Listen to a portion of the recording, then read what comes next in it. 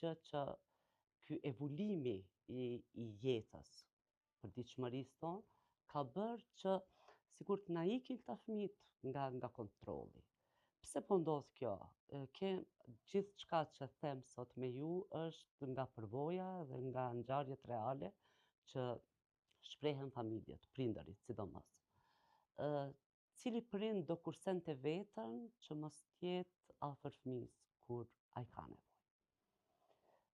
Çka po ndodh këtu? Aturën lidhëse të komunikimit, të bisedës së hapur, prindi nuk po e afron te fëmia. Po e afron në formë të gabuar. Po e ofron përmes gjërave të shtrenjta, materiale, po përpiqet ta angazhoj fëmin në disa aktivitete, për shembull, po i pa monitoruar ai fëmijë. A mos po shërojnë pak veten prindrit nga e shkuara e tyre duke munduar ta kompensojnë te fëmia? Ne gjithmonë, gjithë jetën sa jetojmë jemi në kërkim të realizimit të përmbushjes së vetes me ato që na kanë munguar në familjen tonë. Tani ajo kultura jonë, sado që përpiqemi të bëjmë ndryshime, ajo bartët, ajo është e ngjitur me neve në shumë aspekte. Kështu që e para është kjo, mendoj.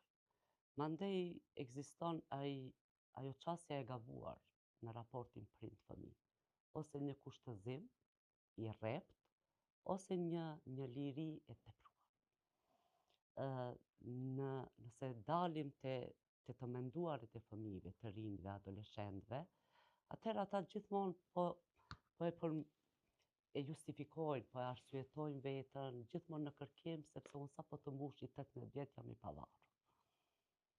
Po kur e analizojmë, ai fëmijë i pavarur, i cili nuk është në një marrëdhënie pune, i cili ai ka akoma obligime të avancohet, të shkollohet, të marrë një diplomë, të krijojë një profesion, të di çka po kërkon nga jeta, atëherë ai financohet, ai po e kërkon ndihmën e prindit në forma të ndryshme. Kur vjen puna te kjo pavarësia, te monitorimi apo vëzhgimi indirekt ta quaj, sepse kurrëzimet janë shumë të dëmshme, sikur te fëmia, sikur te i rrituri, dhe po harrojmë që ne duhet të punojmë më shumë në formësimin e individit, që krijimi i personalitetit është deri në moshën 7 vjeçe.